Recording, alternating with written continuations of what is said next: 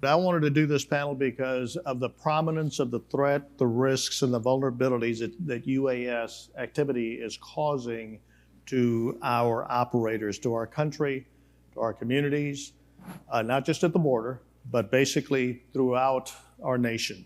So very quickly, you just got a background on this panel here. Very exclusive, very prominent, very knowledgeable. We're going to leave about 3 to 5 minutes at the end to take some questions. So please be thinking about any questions that come up. Let me kick it right off though with the following. JT, personal perspective on the threat environment as we know it today, and anything that you think may be coming quickly at us that we may not be ready for. Hey, first of all, thanks, Chief. Good morning, everyone. Listen, I just came down for a sandwich. And the Chief said, hey, I want to show you something. The next thing I know, they're putting a microphone on me. Hey, so as far as the threat goes, I think this is wide and as it is deep. You guys can see some of the things that are going on in terms of counter surveillance. We're getting a lot of, and I think Erik's probably going to speak to some of the more tactical stuff. The counter surveillance stuff, you know, they're using these small UASs to move groups. I think from an air marine perspective, though, and as I said, I'll let Erik talk about the more near border stuff. I think from our perspective, the threat is one that's not often mentioned when we talk about the cartels using drones, because it's not what they're using them for. And that is, hey, we've got a lot of aircraft that are operating at low altitude in the vicinity of the border, supporting folks like Erik and his team out there. And so getting one of these drones in close proximity to a helicopter is not good for anybody. So I think from our perspective, outside of the traditional uses for these drones from the cartels, we're worried about an aviation safety perspective. But I'll kind of let Erik talk about sort of the tactical drone threat. Thank you, JT. We've seen quite a growth in this area the last 12 to 18 months, and specifically in ISR. That's what the cartel really seems to be diving into, and that not only is allowing them to facilitate the criminal enterprise that they exploit down on the border, but it's also putting our agents and just citizens that live along the border in a higher threat position. And so we're forced to approach this both from one of a border security and in the communities along the border. And this is difficult for us on the border, on the ground, a little more than JT just said, right, with the air, is that we're having to deal with the citizens that are responsibly flying drones, and they're flying them at the altitudes that they're allowed to do. So how do we mitigate these threats while also not getting involved into the private space of citizens who live along the border and are legitimately enjoying just flying an C-UAS and they're following the law? So this is the complexity that we're having to deal with, and we're having to balance that need for supporting the citizens in the border and supporting the threat against our agents. Yeah, and I'd like to just add on that. This is not just a border problem either. I mean, this drone threat transcends the border environment. Clearly, that's more near and dear to sort of our day-to-day mission space. But when you talk about prominent events like the Super Bowl, presidential inaugurations, there's a lot of nefarious activity that's being promulgated by the drones that are out there. And as Erik said, some of it is intentionally nefarious, and some of it is just people trying to get a good picture of a thing. And both of them are equally dangerous in the aviation environment, and trying to sort of figure out, like, where is that balance between impeding a U.S. citizen doing something that's well within the limits of the law, and somebody that's not. Because the window of opportunity for sort of mitigating one of these threats is it closes very rapidly. And the longer we spend trying to figure out whether it's clean or dirty, the more wasted time we are in sort of putting together a mitigation strategy. Matt, from an industry perspective, what two questions for you. How does industry see the threat And what are you doing to counter, and especially to keep up with the continuing evolution of it? Yeah, so thank you, Chief, for the question and the opportunity really to be here to speak with all of you. I think from an industry perspective, we evaluate the UAS threat, the drone threat, really, I think through the eyes of DOW, Department of War, and what we've seen overseas and some of the combat environments over there, how the threat has evolved, how it's being used, and therefore how to counter it. And so to me, when there's a lot of different counter-UAS effectors, both on the sensing side, on the acting side, and then also the making sense, right? The decide part. So I think industry is keeping up with it through kind of rapid advances with things are getting into the field, say over in Ukraine, but other places as well. We're getting a lot of feedback and therefore making things better. But I think that's mostly in the context of combat situations, right? Which is a very different context than what we're talking about here today for the most part. And so I think that's that's where my head's at from an industry perspective is the combat environments are really what's driving the innovations on the counter-UAS, counter-drone side.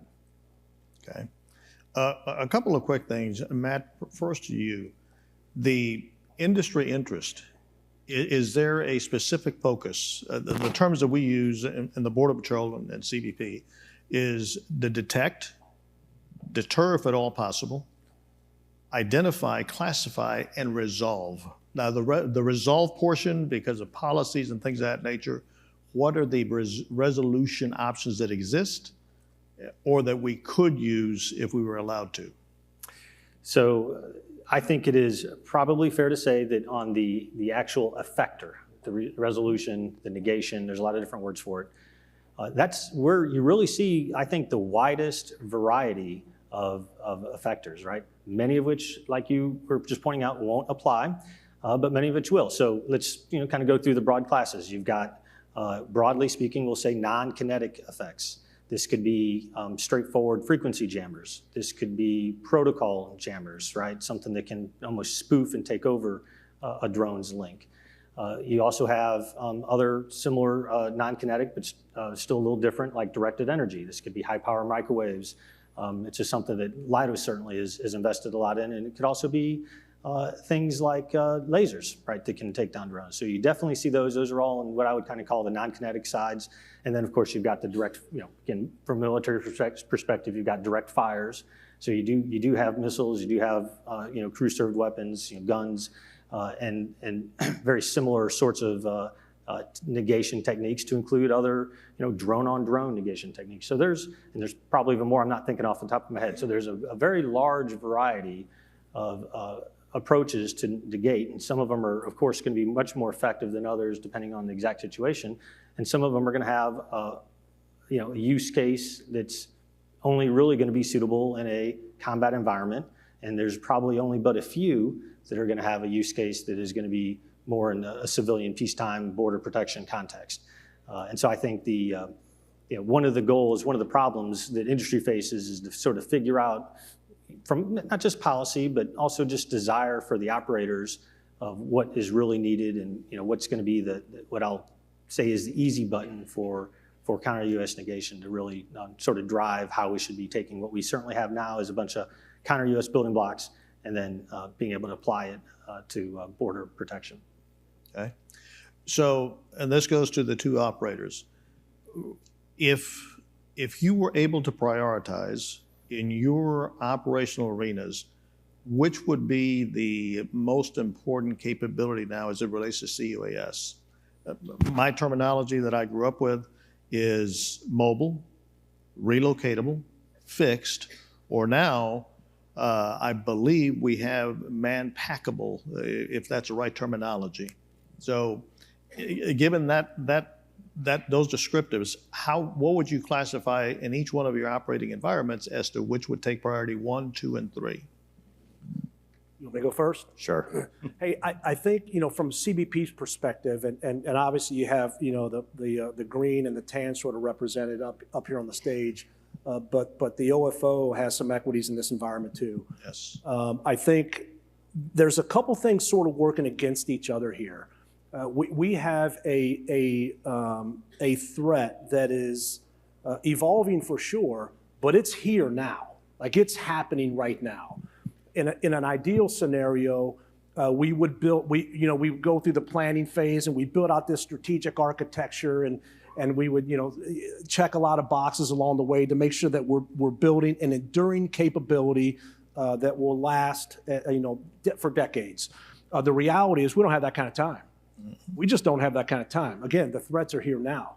We're seeing what's happening over in Ukraine, and TTPs and cartels are learning things, munition opportunities and all of that. So I think there's two things that are sort of running in parallel, and I think that's why sort of maybe Erik and I became the sort of the stuckies for this discussion, because Erik's team is these are the folks that are on the ground that are witnessing these small UASs that are doing this ISR, this counter surveillance, that watching us, watch them, watch us kind of thing, and then. So we've got to address that. We can't allow this strategic thing to develop.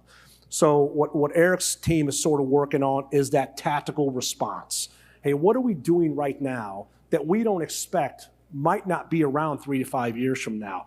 In parallel, Air and Marine is really focused on this strategic answer. So we're building an architecture that gets to this enduring capability, and the hope will be, and hey, we can talk RF all we want to, and we can build a capability that is primarily RF, but the bad guys get a vote, right? And as soon as we build a capability that relies on RF, guess what? They're going dark, and we're seeing some of that now. So we've got to build an enduring capability that addresses both. We're talking about radars, we're talking about optical sensors, we're talking about all these things. Matt brings up a good point about the DOW. Hey, this isn't Afghanistan. If this was Afghanistan, this is a much easier solution, but it's not. We've got people that we have to consider. We've got collateral damage that we have to consider. So back to the original question, Chief. The strategic element of this is building an architecture that's primarily focused on detect, track, identify. There you go. We've separated that from the mitigation piece intentionally on the strategic side, not on the tactical side. That those have to run in parallel, or those have to run in tandem. And so as we build out, because in order to do something about it, a threat, you got to be able to see it. So the idea here is that down the road, as we develop this architecture, and we're in the process of doing that now, that the strategic element, the tactical element will be sort of enveloped by the strategic element. But we can't run these things separate because the threat's at us right now. JT, that's great. To capitalize on what you said, we are looking at the mitigation options. Before we can get there, though, we have to do both, Chief Aguilar, what you mentioned and what JT mentioned, is we have to be able to detect, track, and identify. Mm-hmm. And so breaking it up into those categories that you were speaking of, the wish, the hope, the dream is to have 100% persistent surveillance along the border. But as Chief Slozar just spoke to up here, as you were talking about, that's an area that is very large, and that's just not going to happen tomorrow. It will happen someday. It will be the end goal. For now, we are having to stay mobile. So representing our Blue brothers and sisters in OFO, we're working at persistent fixed surveillance on POEs, but we're having to manage mobile options in between. And those mobile options are allowing us to target and to shift where the cartels do. Because as you know, Chief, as soon as we do something, like JT just said, they just adapt. And so we're having to stay in a position where we can adapt as well. As we move from those fixed sites and persistent surveillance, we continue to capitalize simultaneously with the mobile, but eventually we have to get to more of the mitigation. We do have the jamming and the takeovers that Matt was discussing. As we work with Department of War, we're having to kind of pare down what their mitigation options are, right? They work in a different theater than we do. We need soft kinetic options. Granted, some of those harder kinetic options, and that's kind of the way we group them together. We don't go as far and as in-depth as Matt does and the industry does. We just group them as soft, something we could use, say, in a populated area like San Diego. And then, do we need hard kinetics in a more remote area in force protection? And so as we get away from the detect, track, and identify, and we get into that mitigate, we're really looking for those options and those innovations that the industry is going to provide, because there is no one size fits all for the C-UAS threat. It is evolving too quickly. The cartel is too adaptable. As JT mentioned, they are bringing over TTPs from Ukraine. Fortunately, they're just using that south of the border against each other right now. But as we all know, that eventually will come north. And so being prepared for that and being proactive is highly important, that mitigation aspect. Okay. Hey, if I could just add, it's real easy to get sort of distracted by the threat of the day. When I talk about strategic, and I talk about an architecture that's designed to be enduring, that architecture is not built to combat counter-UAS per se. It will, but it's not built specifically to counter that, because it becomes real expensive when you start building architectures for individual threats. Because, I mean, think 10 years ago, think 20 years ago, what the threat looked like. There was no such thing as a drone. This wasn't a thing back then. And so I would suspect that 10 years from now, the drone thing will be probably, I won't say a thing of the past, but less utilized, and there'll be another threat. And so when we talk about building an architecture, we're building that architecture based on some validated surveillance requirements. And certainly size and speed and all that sort of thing are kind of rolled into those requirements, but it's not specific. You won't see the verbiage that says we're building this architecture for counter-UAS.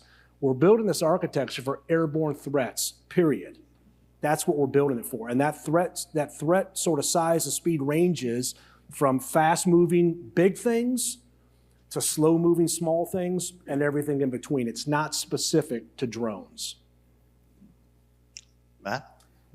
So I guess as we were sort of talking through what JT was just saying, to me, being able to kind of look at a counter-UAS as a piece of the sort of broader air domain awareness picture, I think brings with it a lot of additional capabilities to bring to bear from DOW and other locations. And I think, frankly, is probably the right way to do it. The challenging part about the counter-drone piece of that specifically is it is much easier to have affordable, broad coverage for something flying at, say, 10,000 feet that is the size of a conventional aircraft. It's much easier to understand and get the air domain awareness on that type of threat than it is on something that's flying at 50 feet off the ground and is something you can hold in your hand. And so I think the figuring out approaches to how do you actually affordably provide solutions to those threats in a way that is, along the entire border, potentially, is I think really the big industry challenge that we have. And so what technologies can be used to do that? Because you're certainly not going to have $1 million sensors, spaced 5 kilometers along the border anytime soon. Yeah. So that goes to needs, requirements, and timing. We've got a couple of little events coming up that are going to press this issue beyond anything we've seen. The FIFA World Games, and following shortly thereafter the Olympics, and then you've got inaugurations, and you've got all of these things coming that are going to very quickly bring in higher demand for the operators. What do you see as a requirement, as a need that industry might be able to get? And I say might because it's upon us. What they can bring, what they need to be looking at, and what the requirements are. JT, from your perspective, basically overall, that you play a critical part on the ground, supporting part. So have at it. I'll jump in from the... I appreciate that. There you go. We are fortunate in CBP as a whole when it comes to having to shift, because we deal with such a complex and ever-changing environment. because we work in rural, we work in densely populated, we're very used to shifting rapidly and being flexible. So this allows us to assist with these types of events and not actually see a large change from what we're doing on day to day. We just pick what we know works and we send that there. With that in mind, a challenge that we face is the speed of acquisition. And that is partly on our end, right, for decision making and the choice of purchasing and budget. On the industry side, we would really look to that speed of delivery. We have to provide specialized training for these types of SEER events. It is different. It is a completely different environment in why we're there. And that's what I mean by a different environment. The equipment may be the same, but we need equipment that we can send there without reducing what we have out on the border. So sure, we may have what's effective today on the border, but now when we have the World Cup with 11 different sites, I can't just empty all of my C-UAS capabilities from the border. And I know that's going to be a challenge for industry, as everybody is going to be asking for equipment and asking for it yesterday. But that is the largest challenge we're facing, I think, period, from our mobile aspect on the ground, is speed of acquisition and delivery to the field. Okay. Yeah, I think Erik nailed it. I mean, it's about the ability to scale what we're already doing. Yes. And that's predicated on really two fundamental things. Erik nailed the speed of acquisition is one, and then the training to be able to deploy and man the things that we're going to be asked to do. It doesn't change sort of the fundamental processes by which we're building things. It's just now with World Cup, now what, 7 short months away, something like that. Hey, the sense of urgency has been sort of ramped up. The one thing we have going in our favor is the one big beautiful bill has sort of sent some funding our way that's going to allow us to sort of play a little bit of catch up, but we've definitely got some work to do. I think there's some opportunities for us to leverage partnerships outside of just CBP. Clearly, CBP is going to have an identified role in this. To what scale? I think we're still sort of working through that. I think at the end of the day, it's going to be kind of all hands on deck to determine within the department. To be able to determine what our investment will be. I'm sure most of you know there's only a handful of sort of components within the department that have counter-UAS authorities. It's not widespread across the entirety of DHS. It'd be nice if it was. It's not. We've got CBP, we've got Coast Guard, Secret Service, and Federal Protective Service. That's it. That's the only one currently with counter-UAS authority to be able to mitigate. And so we've got to get after some legislative sort of answers here in terms of authorities for state and locals. I think that's improved, and we've seen signaling from from the administration that there is an appetite to sort of push that out. That's going to help immensely. But at the end of the day, it gets back to exactly what Erik said. We've got to ramp up the procurement process to be able to have kit to push out to these 11 locations that are going to occur simultaneously.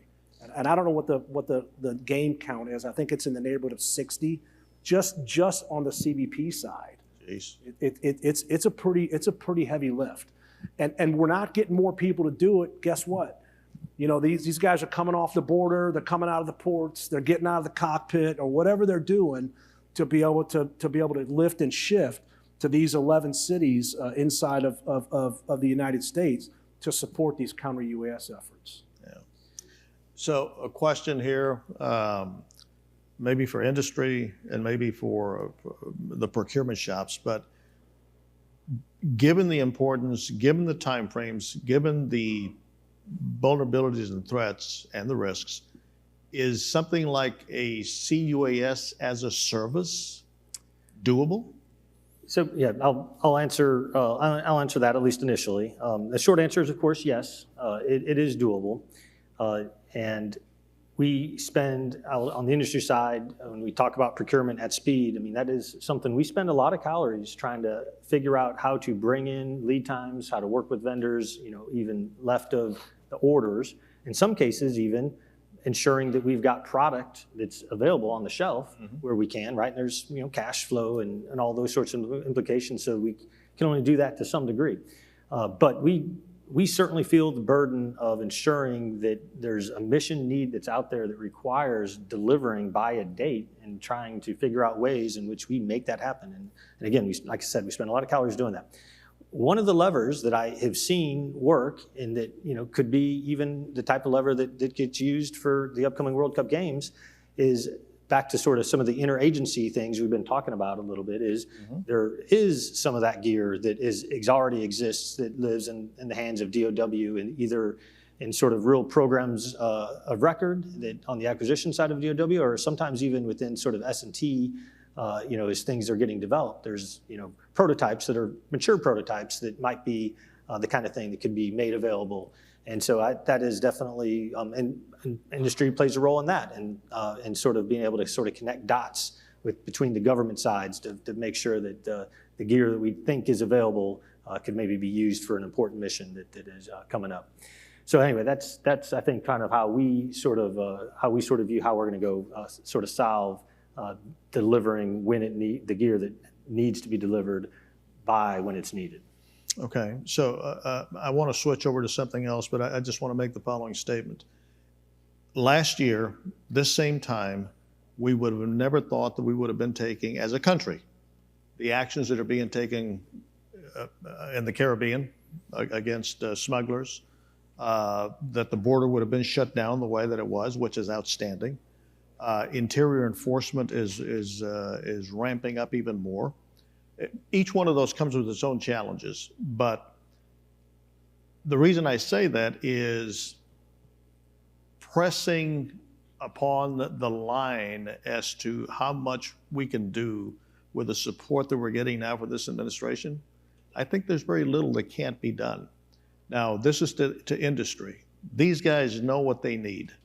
They know what they want. They also know how fast they need it. This is a plea to industry. What can you do, and not necessarily independently? Renard Singleton, the guy that basically controls most of this, has said over and over again, come to me with a solution. More than likely, it's not going to be one company. It's going to be a coalition, a team. Again, I feel obligated to state that on behalf of these gentlemen here and the agencies. And I know for a fact that there are tremendous capabilities out there. So pushing for something as a service, I think might be a good approach. Let me switch gears very quickly because I wanted to make sure that we covered this. Defense Capabilities Group, to the degree that you, the operators, can talk about that, what can you share with the industry here? Because I think it's going to be critically important to them to recognize this. That's a great question, and I'm glad that we have the opportunity today to discuss that. So, and I'm going to try not to speak for Department of War, but also for a similar effort on their end. What has happened most recently, because of the growing threat with C-UAS, we realize with things like the World Cup coming up, the speed of technology changing, we have to keep up. And unfortunately, we all know in this room, the government tends to be a little slow from time to time. We get in our own way. And so Commissioner Rodney Scott did us a huge favor in that realm by creating the Defense Capability Group. This is going to consolidate all C-UAS efforts and all of CBP into one group with representation from every component, allowing us to streamline decisions, streamline acquisition, which Renard is still going to be the person to call for that with the DCG. And it's going to allow us to ensure that we're not duplicating efforts, that we aren't wasting any of that precious funding. And it's going to allow us to also streamline our training and unify that.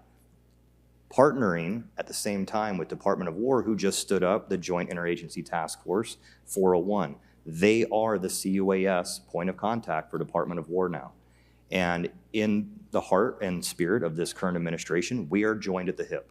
JIATA 401 and the DCG are working hand in hand to ensure, again, that we're capitalizing on what each one of us is doing that is applicable for what our mission set is. And this is going to allow us to work together on the southern border, work together on SEER events, share equipment, share best practices, our TTPs. For example, the cartels taking advantage of the TTPs out of the Ukraine-Russian war with C-UAS. We do not have that expertise. Department of War is where we get that from. Now we have a direct line. I was in 2 meetings last week, which I had a 401, sharing how do we get on the same page, how do we streamline this, and how do we maximize taxpayer dollars to get the right equipment to the right place without waste. And I think this streamlining of the DCG you're gonna see 2026 be a massive year in our ability to deal with an C-UAS threat. If you are in the C-UAS space in the industry, it's gonna be a big year for you too. For all of us, we are gonna move quickly in calendar year 26. C-UAS is going to be, in at least from my perspective, tip of the spear with a lot of what we do, and the DCG is gonna handle that for us on the CBP side. Yeah, I don't have a whole lot more to add. I think he kind of laid it out there pretty succinctly. I think this is sort of an indicator. This DCG mandate is sort of an indicator of the level of interest this counter-UAS threat has sort of garnered at the highest level. There's a director, there's a deputy director, but the reality is this DCG reports. Remember, this is a CBP function. There's other sort of members of the counter-UAS sort of community of interest that are not part of the DCG, so CBP only. But this DCG reports directly to the deputy commissioner. That's how sort of interested Commissioner Scott is in this whole sort of area. The other thing that I think was kind of important that Erik hit on was the DOW, the Department of War, and it's not just about counter-UAS. The missions across CBP, we have never been more closely aligned with the Department of War as we are now. Mm-hmm. And it's interesting because our missions are not all that different. There's sort of a fine line between Homeland Defense and Homeland Security. And right up until you get to the part of prosecution, they're almost identical. Prosecution in the law enforcement environment means just that, right? Kind of taking some rights away from somebody based on an action. Prosecution on the DOW side has a whole different meaning, and they never make it to court. And so we got to kind of split that hair a little bit. But in terms of detecting and tracking and all those sorts of processes and comms protocols and all that stuff, kind of hitching our wagon to an organization that's been doing that for hundreds of years is not a bad thing. Yeah. So I think this has created, and we're just getting started, quite honestly. I mean, we've kind of had some individual sort of partnerships with the DOW over the years. But this is like an all-in thing, and it's not without some challenges, obviously. Again, Nogales, Arizona is not Afghanistan, but sometimes the DOW, it's all desert, So we got to be real careful in sort of how we're laying this out, because we can really get ourselves into some litigation, some serious trouble if we're not careful on developing protocols that allow the freedom of movement for U.S. citizens at the same time as we're getting after these nefarious actors, counter-UAS or otherwise. It kind of all fits in the same bucket when you're talking about border security. Excellent. Yeah, and I'll just add real quick from an industry perspective. The liaisons that we see between DOW and DHS or CBP, like Task Force 401, is actually a very attractive, it provides an avenue for industry to sort of understand how do we kind of take some of the technology and systems that have been developed on a military contract and figure out a way, to have the conversations to be able to have them apply, or maybe a variant apply to a Customs and Border Protection problem. Okay.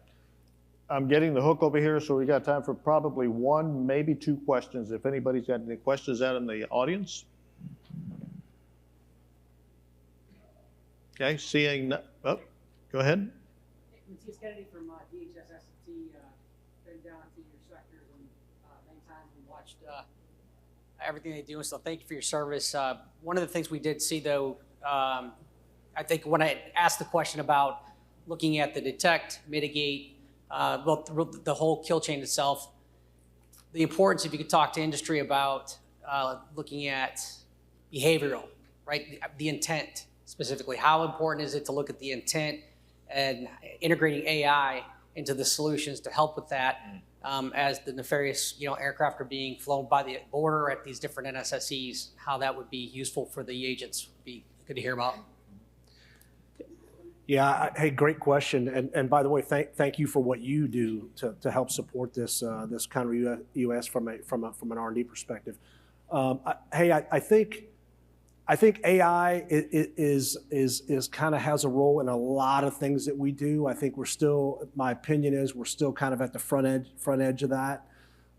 We are, when it comes to the DTI part, detect, track, sort of identify behaviors, I just don't know that we're there yet. We just need to see things. And then once we develop a sort of normalize what it looks like in terms of trend analysis and tracking and crossing and movements and all that sort of stuff, then we can start, I think we can start to better leverage AI in determining sort of some predictive sort of analysis, which I think is kind of what you're getting at. Yeah, and so I think AI is I think a big part of how industry thinks about certain aspects of the problem. Again, the broad buckets of sense, decide, act. Where you see AI the most is going to be in the decide part, right? It is making sense of the detections and tracks that we're getting in, both from a kind of a swarm perspective, understanding what the dots on the screen are really doing and where they're really at. From a battle management perspective, you see a lot of AI coming into play, things like weapon assignment pairing. We talked about you might have a lot of different effector types. Well, what's going to be the most effective and most appropriate for a given sort of situation? And then you also see it sort of along the lines of what you're alluding to, which is, hey, can you, divine some sort of intent based on certain aspects of what you're surveilling?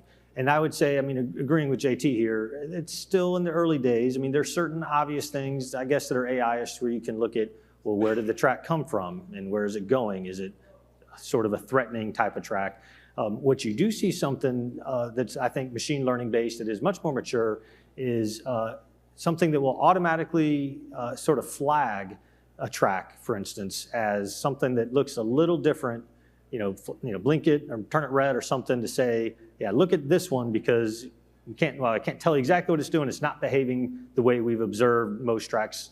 And so we have seen those capabilities in various contexts. It's certainly valuable. To capitalize on what Matt just said there, from the ground operator perspective, we absolutely want to see more of that because the cognitive fatigue that Border Patrol agents, our officers at POEs, just staring at a screen all day, chasing dots on a screen. I remember doing this 20 years ago when Chief Aguilar was my chief, chasing ULAs and chasing the wind, literally, because that's where the technology was at the time. I went home more exhausted at the end of the day working the radar than I did hiking mountains all day. That cognitive fatigue happens so quickly, and machine learning is absolutely where that's going to reduce that and allow our operators to do more and do more correctly. So, Hey, if I could just kind of frame this a little bit, and I'm going to put you on the spot a little bit, Erik. The volume of drones operating in the vicinity of the border. Can you talk to that a little bit, just so we get some idea? But you talk about this cognitive fatigue. Yes. What is that? What's driving that? To speak generally, because I don't want to make any mistakes with exact numbers or anything like that. In a single area of the border, where we break it up into sectors, we can easily see over 5,000 flights, and I don't mean in a month. I mean, there could be 5,000 hits in a day. And out of that, we may only have 20 that are legitimate, right? So that's operators having to deal with that. That's a huge number. And you spread that across the entire southwest border, it's just too much to deal with. It's too much to handle. We really burn out our operators very quickly. and they're saying, hey, can I go to a different program? I'm done. I'm done with C-UAS. Appreciate the opportunity. Let me go ride horses or ride ATVs for a little while, because they need the break. Those numbers are astronomical. They are reduced significantly from what we did have 15, 20 years ago, and I appreciate that from industry. I know it will be massively different 12, 18, 24 months from now, but that's what we're looking at. Well, I'm afraid we're going to have to cut it off here, but obviously this is a very important issue. These are the people, and we thank you for being here with us today. Thank you much. Thanks, Chief. Thank you.